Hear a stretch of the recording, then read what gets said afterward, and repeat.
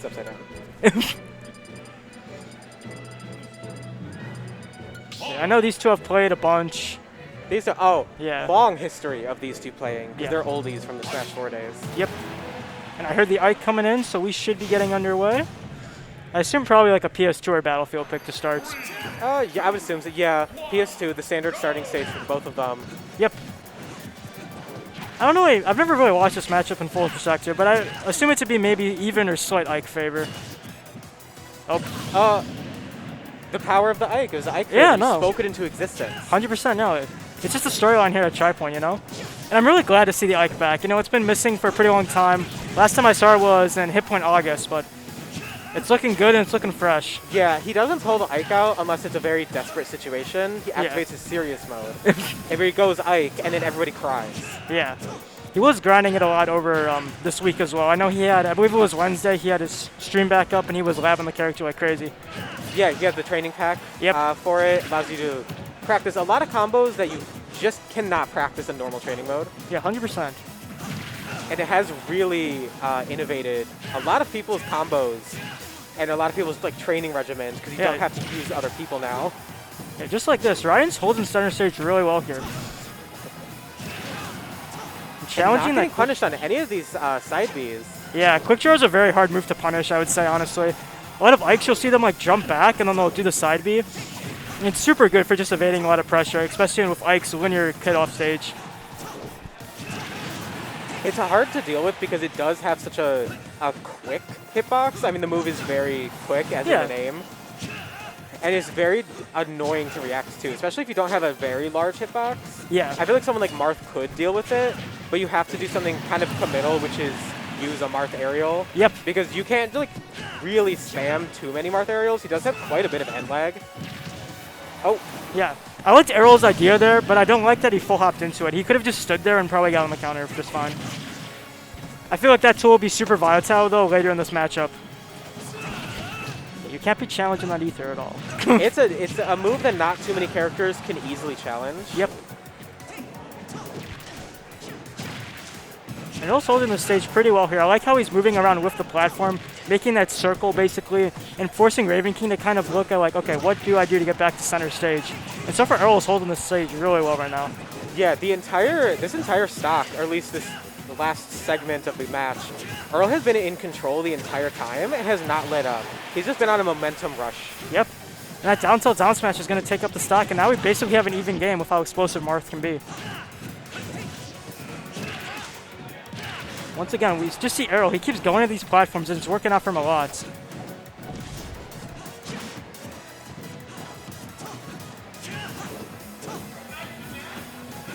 Small overextension there. He has Ravenking off stage. No punish though. Ravenking using his air dash quite smartly. Ooh, landing on the platform is a good mix-up on it because it is kind of annoying to... Not annoying. That should be it, yeah. Ooh. Yeah. That's a confirm I saw him doing on Wednesday, and it's glad to see it put into position there. Yeah, down tilt up air, especially when you have a platform, any type of combo like that, where it's pop them up, hit him with an up air, any of those combos are really good, especially on platforms, because they just kill earlier. Oh yeah, 100%. I'm interested to see, I didn't quite get to see where Earl took him. I expect a Battlefield pick, potentially. We'll see. Oh, running back to PS2. No, back to PS2. Interesting. Good old PS2. Yeah.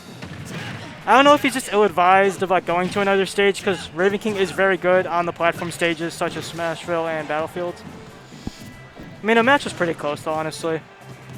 It's a best of 5 too.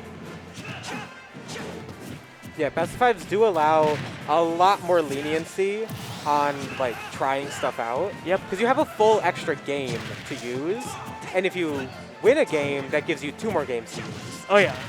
He's super resourceful here. You see Earl, even though off to the slow start once again, he's looking to close the gap again.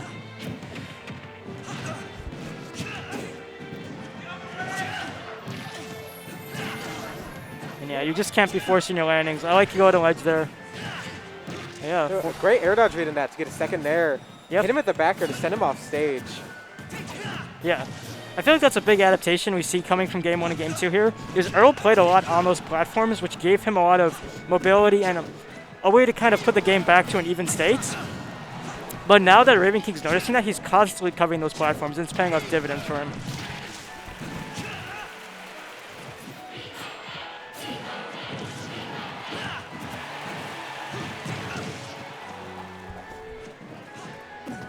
Ooh, just air dodging back to stage, knows he can get countered if he tries to up B for it. Yep. And using the quick draw as a movement option along the platforms is something that you never like think to be possible, but it's very useful. Yeah. I mean, a lot of people won't expect it to. It's very hard to react to, honestly, as an option. Ravenking's going to take a big stock lead here. Earl's going to have to find a way to dig in here, but Ravenking's been able to play this really passive game and just pull away, I feel like. But Earl coming through with a large combo, 61% on Ravenking. Yeah. Didn't even look like that many hits, but he got a lot of tippers. Yep, it's the dual blade of Marth, you know. I feel like that's a reason why a lot of people don't like him is you have to constantly be spacing these aerials to really get a reward out of him. But when he is getting those hits, he's getting them for huge amounts of damage. And that should kill, yeah. Just like that one right there, able to get a well-spaced dancing blade on that. Yeah. Does kill Ravenking. He had missed that a couple times. Nice clean 3 neutral interactions, and we got a basically even game. And Earl's playing a lot more grounded here, honestly, which I like. Kind of waiting for Ravenking to make the first move. Super useful, especially against a character like Ike, who doesn't have the fastest up frame data. Yeah, Ike's frame data definitely is made up for by the giant size of the hitbox and amazing kill power. You can't DI that out, yep. Ravenking's going to go up 2 games now. I wonder if Earl is going to stick to the Marth or we see a switch. I know he mentioned on Twitter that his last tournament run was going to be a solo Marth run, so I probably don't see him deviating away from it because he's waiting for Sora, but we'll see. Yep. Yeah, sticking with the Marth, tried and true, staying all the way. Yeah. He's honestly not playing awful. It's just these small neutral interactions when he's forcing himself onto Ravenking is really limiting him in his gameplay. Yeah. Ravenking's also gotten out to really fast starts these past couple games, both being 8 and 16% respectively for the past 2 games of stock. So Earl's already doing better than he was these previous games.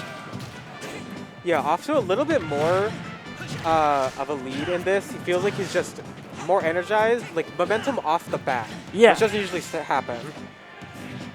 Yeah. It's probably taking a little. 2 games in the making. Oh yeah. And his nair play here is honestly looking really good. He's playing the more grounded pace, using some walking in there, and waiting for Ravenking to throw out an option before punishing. Slight miss on the quick draw there. And that's the hard thing here. Ike's ledge trapping is very interesting. Because on paper, it seems very linear. You know, Ike's like to use the back air, they like to use the F tilt. But in terms of like when you're just standing there on ledge and actually thinking, it can be pretty hard to work around. Yeah, especially since Ike having giant sword as well as good 2-framing options. Even if you just go on stage, Ike can still punish you pretty easily. Yep. If you roll in and he reacts to it, he can just dash attack you. Oh yeah.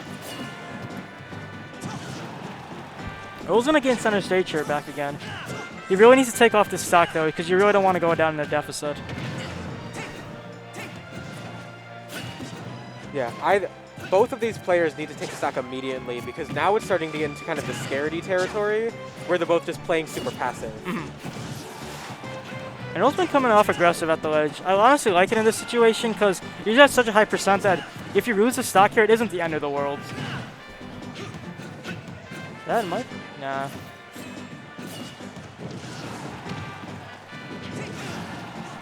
Yeah, and these sour spots are not doing it. Sour spots just do not kill. Ike's also pretty heavy.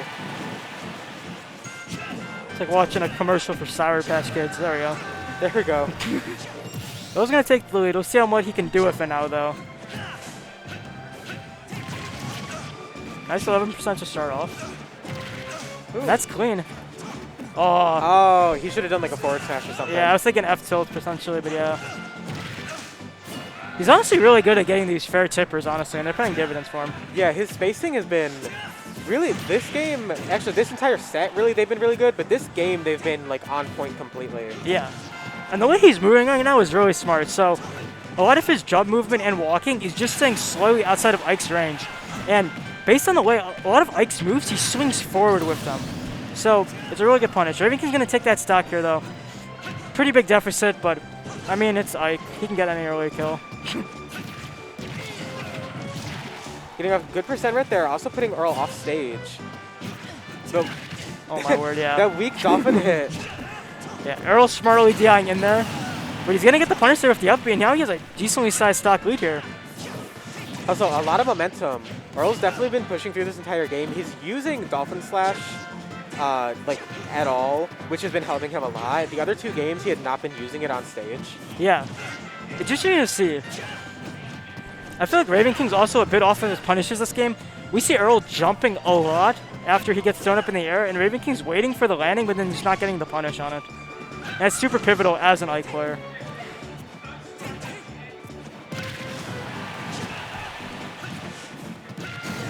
Yep. All right, good catch at the forward tilt. Only 1 stock away at 84. This could last for a while. Yep. Knowing the state of Marth, he could die right now. He could live for another 100. Oh, yeah. I know there's certain change on this stage specifically that can kill around, I believe, 60%. Looking for the cheese there, potentially. Yeah, he wanted it. Oh, that tipper back air does take it for Earl. Yeah. Earl able to take his first game of the set, putting Ravenking in kind of a sweaty position because now Ravenking has to not get reverse 3-0'd. Yeah. And honestly, I really like the adaptation from Earl there. We saw him playing a bit more with walking, just staying out of the burst range, and using that up B out of shield constantly whenever Ravenking touched his shield to really get a huge momentum swing. I expect to change the stage probably because you have so... As Ravenking's really good on platforms, he's going to have the battlefield, small battlefields, Yoshi, Smashville, at least one of those open. But they're running it back again. Running it back. I mean, I guess you've won here twice, so... It's just something to see, you know? I feel like that's a big gripe in the current meta right now, even at top level, is not a lot of people are counterpicking stages. A lot of people are just like, we'll run it back to small battlefield, run it back to PS2. Run it back to PS2. That should be the kill? Yeah. Yeah, that's the kill. Early stock for Earl, which could lead to an early game victory as well. Yeah. That's the counter I talked about earlier. It's super vital if Earl's getting those because they give him huge momentum swings. We saw earlier in the first 2 games how Ravenking was getting those huge advantage leads, and now we see kind of the opposite here with Earl.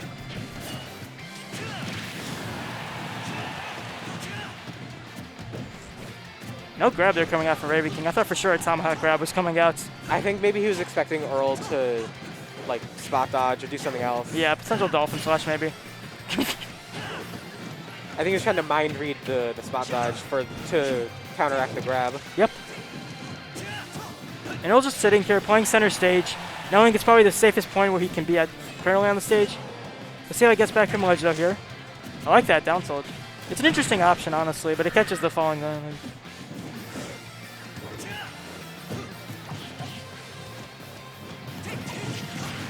That's going to take the stock, yeah. Another early kill. Rage coming in to our factor just a little bit there. Yep. But also a perfectly timed dancing blade as well as spacing.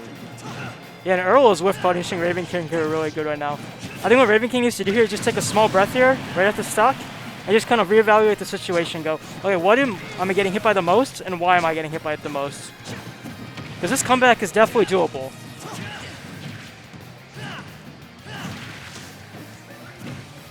Aggressive landing, good scramble situation there, and only a down throw to get out of it, honestly. Just off the confirm. I think it was just outside the percent range. Ravenking has not taken this much percent this stock, but has dealt a whole lot to Earl. Yeah, and this ledge play right there was immaculate. Facing forward, forcing Earl to go, okay, he's probably not going to be after this roll, and then just does the slight turnaround into the grab. But Earl's right here covering all the defensive options from Ryan here. Hopefully Ravenking's able to net the stock here. If not, it's going to be a big issue. Up tilt? Oh, F tilt. Yeah, F tilt coming through. Standard. Earl wanted to get that nair off the ledge, but Ravenking knew that he was going to try something like that. Yep. And this is very close. I believe one more nair upper and we're in kill percent range. Yep. No punish on the double jump there, surprisingly. Earl might have found it too risky to get that close. Yeah. Especially at this point in bracket, you really don't... You want to play with some risk, but you really don't want to be throwing away your bracket potentially. And that... Oh, no upper there. He fell off the platform. Maybe he realized that he wasn't going to be able to do it, so just reset. Yeah. Oh! Hard reads with the up smash, but Earl had amazing DI on that. Yeah. Anyone's game here, and you can approach Ike like that. He should, Does not kill either. Yeah. Amazing DI into the corner. Yep. It's anyone's game here. And that's going to be it, yeah. Stray fair on the neutral get up. Yeah. Ravenking taking it 3-1 over Earl. A very back and forth set, honestly. Yeah. Great play from the both of them. Yeah, he saved that read for the very last moment when he needed it. We saw in past ledge interactions how Ravenking was